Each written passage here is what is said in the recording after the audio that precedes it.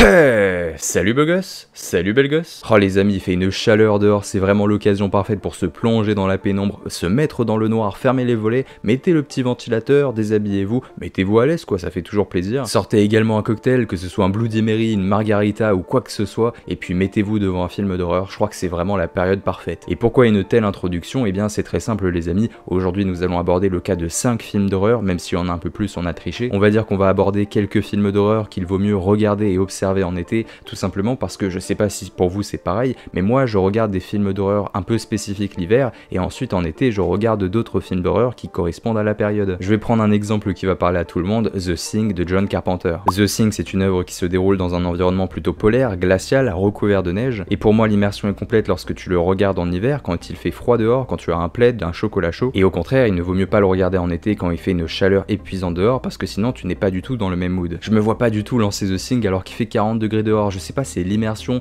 la sensation même, en fait c'est les traditions bordel. Et c'est la même chose pour le célèbre Halloween avec Michael Myers. C'est un film que je conserve toujours pour le mois d'octobre, et typiquement la liste que je vous ai faite aujourd'hui, eh bien ça rentre complètement dans cette idée là, ce sont des films à regarder absolument en été quand il fait une chaleur épuisante dehors. Et avant qu'on commence, parce qu'il va y avoir quand même pas mal de choses à dire sur l'ensemble des œuvres qu'on va aborder, n'oubliez pas que c'est un classement qui est personnel, j'essaie d'être le plus surprenant possible, essayez de prendre des œuvres qui ne ressortent pas énormément, mais il y aura forcément des œuvres que vous connaissez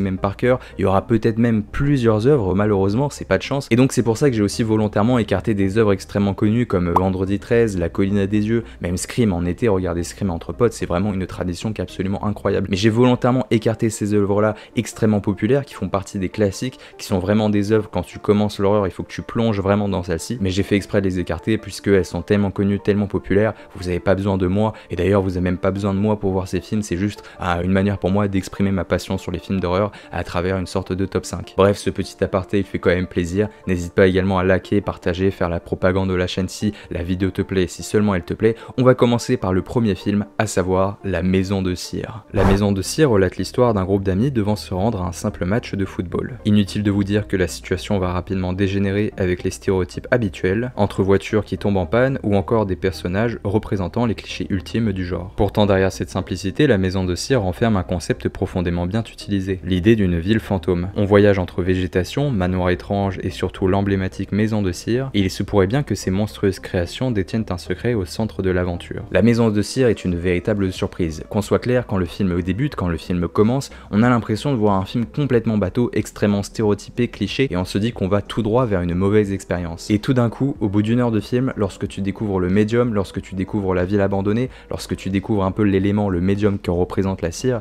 et bien véritablement tu es plongé dans l'inattendu et dans quelque chose qui vraiment arrive à être surprenant du début à la fin, et d'une œuvre extrêmement bateau, d'une œuvre extrêmement stéréotypée, tout d'un coup je sais pas ce qui se passe, il y a un angle droit qui se décroche et tu tombes complètement dans l'originalité. Si ça c'est pas beau jeu, ça c'est vraiment pas mal hein. Et vous l'aurez compris rien qu'au titre, mais la cire est un élément central du récit, et c'est vraiment là où va y avoir la particularité, puisque ça va être en rapport avec les antagonistes, puisque oui il y a plusieurs antagonistes, mais il y en a un qui se démarque, il y en a vraiment un qui arrive à être très inquiétant, qui arrive à créer quelque chose vraiment de la peur au sein du spectateur par l'étrangeté auquel il est attribué, de la manière dont le film travaille ça je veux dire, et en même temps on se questionne par rapport à lui, on plonge dans le mystère par rapport à cet artiste qui est donc l'artiste antagoniste, et c'est avec lui qu'on va parcourir des domaines comme l'art, la manière de travailler une matière et ce genre de choses, donc encore une fois de l'inattendu par rapport à un film qui commence de manière extrêmement cliché. Grâce à la cire et à ce mystérieux antagoniste, on obtient vraiment l'originalité de l'œuvre et que pourquoi ça se démarque d'autres films d'horreur un peu bateau. Et en plus c'est un film qui vieillit vraiment bien, qui utilise son budget pour développer une ambiance et une certaine atmosphère. Typiquement c'est un film qui se regarde vraiment l'été avec la chaleur, le soleil et l'environnement qui rappelle cette période de l'année, mais ça passe également par la ville abandonnée, parce que la ville abandonnée, ce qui est cool c'est que elle est vide en habitants, il y a vraiment personne, et on le sait, le spectateur, enfin plutôt les personnages te le disent en tant que spectateur, mais malgré qu'ils te le disent de façon extrêmement brutale, t'as toujours l'impression qu'il y a quelqu'un qui se dissimule au bout des ruelles, derrière une maison, derrière une fenêtre, t'as vraiment l'impression que la ville elle est occupée presque par des fantômes, alors que non, scientifiquement et même de façon brute, il y a personne dans la ville. C'est comme si on avait l'impression que le village il était dissimulé, qu'il se cachait, et que d'un coup t'allais avoir tout un tas de villageois aux trousses avec des fourches qui allaient te les mettre dans les fesses. Et la beauté visuelle du film ressort également par le biais de la fin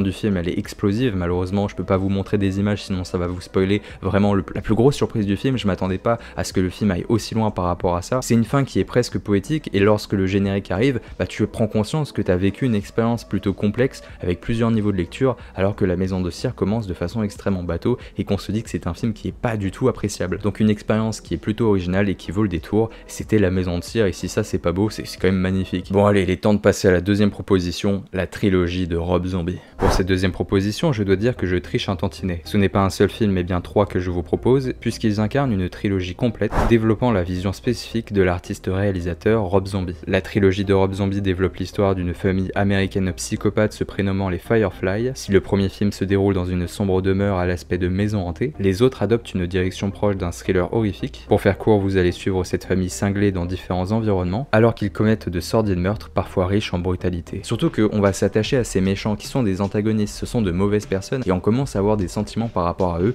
et on a envie qu'ils survivent. J'ai envie de prendre un exemple qui va parler à tout le monde, mais imaginez le film Joker, on s'attache à Arthur alors qu'on ne devrait pas. Et bien la trilogie de Rob Zombie c'est exactement ça, mais puissance x 1000, mais même x 10 millions. C'est vraiment un road trip américain, on va voyager, on a vraiment une chaleur qui est étouffante, écrasante sur nos personnages, ils ont tous de la transpiration, ils sont crades, en plus tu rajoutes à ça le côté horrifique du film, bah du coup ça crée une ambiance vraiment bizarre. Et puis surtout tous les personnages ont les cheveux gras, à croire qu'ils se lavent les cheveux avec de l'huile d'olive. Je vous jure que Rob Zombie il a vraiment un problème avec les cheveux gras, mais c'est vraiment une trilogie qui est riche en ambiance, avec vraiment tous les opus. On passe de l'horreur au road trip, avec ce côté aussi un peu thriller, enquête, et en même temps ce côté où on a des moments intimistes, où on développe vraiment les relations des personnages. Vous allez vraiment voyager, et lorsque le générique du dernier opus arrive, vous êtes en train de vous dire mais bordel de merde, j'ai jamais vu quelque chose comme ça. Rob Zombie signe vraiment un chef-d'œuvre avec cette trilogie, il signe une expérience que soit vous allez être réceptif et vous allez adorer, soit vous allez pas être réceptif, mais vous pourrez pas dire que vous avez pas vécu quelque chose d'unique. C'est ça qui est magnifique avec cette trilogie. Vraiment elle vaut la peine d'être vécue, et moi-même je suis pas forcément réceptif au style de Rob Zombie très rock'n'roll,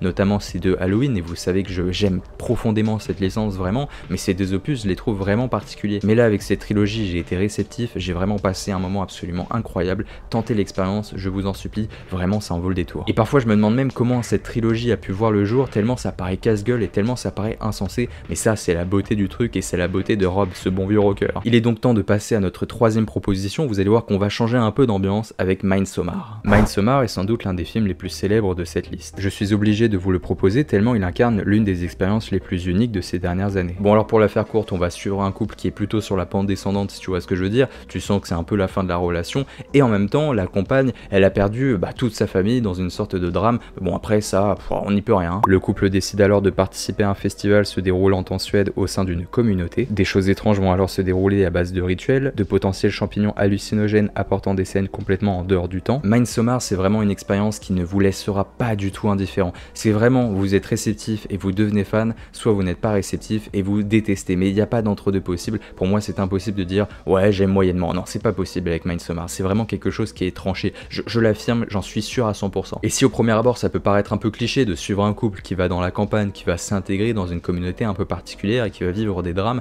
et bien en vérité Midsommar, et c'est ça la prouesse, la beauté, le petit goût sucré à l'arrière de la langue, c'est qu'il arrive à vous surprendre mais puissance 1000 quoi. C'est vraiment un film qui construit son histoire à partir d'étapes, mais vraiment des étapes successives qui deviennent de pire en pire jusqu'à la fin qui est vraiment explosive, et vous aurez certainement la bouche ouverte si vous ne l'avez jamais vu. C'est vraiment le genre d'expérience où on peut devenir vraiment réceptif et se rendre compte mais pourquoi on a autant attendu de temps avant de le visualiser alors que c'est vraiment prodigieux et absolument génial. Et en fait le problème de Midsommar c'est qu'on ne sait pas s'il faut le regarder ou pas, on ne sait pas si on va être réceptif à la chose tant qu'on ne l'a pas vu. Un jour on parlera de ce film mais vraiment plus en profondeur, mais là je veux pas vous gâcher trop la surprise, j'essaie de vous dévoiler cela avec des mots simples pour pas vous spoiler l'aventure, parce que le principe de Midsommar et de la façon dont moi je l'ai découvert, c'est vraiment je savais rien sur le film, j'avais regardé vite fait 2-3 bandes annonces mais je m'en souvenais pas de grand chose, et quand je l'ai lancé, surprise totale. Il faut vraiment visualiser ce film sans en connaître trop de choses, parce que comme ça va permettre de se voir profiler une surprise, et donc d'avoir vraiment ce sentiment de découvrir une œuvre encore plus unique, et de ce qu'on n'attendait pas de visualiser tout simplement, et ça c'est la beauté du cinéma, et la beauté de la surprise, d'être surpris en tant que spectateur, c'est la meilleure des choses au monde. Alors là pour les films suivants, j'ai une nouvelle fois triché, un peu comme la trilogie de Rob Zombie,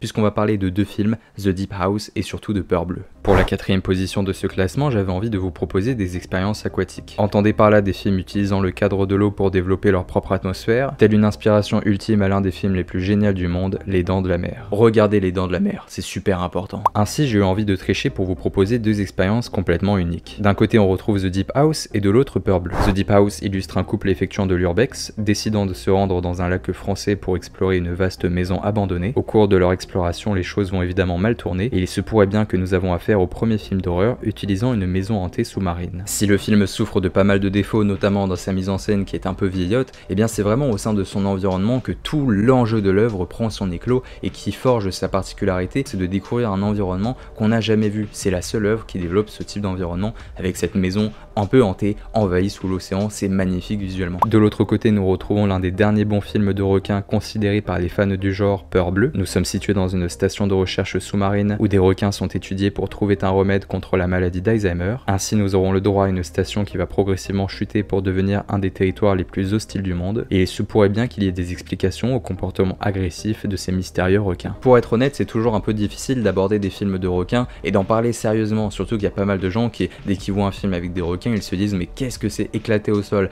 alors qu'il y a de très bons films de requins. Ils sont rares, je vous l'accorde, c'est souvent des faux nanars ou des nanars un peu assumés, mais vous avez compris l'idée, c'est que dans tous les cas, il faut essayer de se lancer si vous aimez les films du genre. Et je sais pas pourquoi, mais avec l'ambiance de l'été, je trouve que c'est vraiment sympathique de regarder des films un peu aquatiques, c'est mieux que de les regarder en hiver. Par exemple, quand tu regardes Piranha 3D, tu les vois tous à la plage en train de se faire bouffer par des piranhas, c'est bien plus immersif de regarder ça l'été que regarder ça l'hiver. Tu as compris l'idée, c'est exactement la même chose pour Peur Bleue et surtout pour The Deep House. Et bien les amis, on se retrouve pour la dernière œuvre et j'ai encore une fois triché pour ce top 5 avec la trilogie de Fear Street, et là, il va y avoir des choses à dire. La trilogie Fear Street est une œuvre disponible uniquement sur la plateforme Netflix. Nous allons suivre la ville de Shadyside sous différentes périodes, touchée par des meurtres réguliers semblant correspondre à un rituel ou à un calendrier précis, avec évidemment un caractère cyclique. Chaque opus possède sa propre ambiance, le premier s'inspirant de Scream, le deuxième de Vendredi 13, et le dernier opus créant un caractère unique autour d'une sordide histoire de sorcière. Fear Street s'inspire des romans du même nom qui ont été écrits par le magnifique Robert Lowenstein, qui est donc l'auteur de Chair de Poule. Et faites pas genre vous avez tous lu des Chairs de Poule dans votre jeunesse, rien que pour ça, ça devrait faire travailler votre nostalgie. Vous allez passer un excellent moment, c'est même le genre de film que tu peux partager en famille, et même tes parents ils vont passer un bon moment, tellement c'est assez ouvert, tout en ayant une forme d'ambiguïté, et surtout l'ambiance rappelle celle de l'été, notamment le deuxième épisode qui se passe dans un camp, qui rappelle évidemment le camp de Jason Voorhees, et d'ailleurs chaque épisode est construit comme une forme de référence, puisque le premier il aborde Scream, le deuxième il aborde Jason Voorhees dans l'idée, dans l'inspiration principale, et le troisième il aborde les films de sorcières. Pour moi c'est vraiment une expérience qui est vraiment immanquable. Et bien dis donc, ça y est, c'est déjà fini. Putain, mais qu'est-ce qu'on parle vraiment pendant longtemps quand on aborde des films d'horreur, c'est ça qui est magnifique avec ce cinéma. J'espère sincèrement que vous avez passé un bon moment en ma compagnie les amis, n'hésitez pas à vous abonner, liker, partager, et surtout dans les commentaires, mettez-moi votre top 5 personnel des films d'horreur à regarder l'été, que ce soit des tops personnels, des tops que vous voulez conseiller, qu'ils soient objectifs ou non, on s'en contrefiche, mettez-moi votre opinion et par rapport à tout cela, et j'espère qu'on va tous se les lire, qu'on va pouvoir se faire une méga liste de films d'horreur à regarder l'été. Après ça, on pourra mélanger toutes vos propositions et faire un top 50, et ça, c'est quand même magnifique. Sur ce les amis, j'espère surtout que vous avez passé un bon moment, prenez soin de vous, c'était Romain, ciao bene les amis, c'était toujours un plaisir.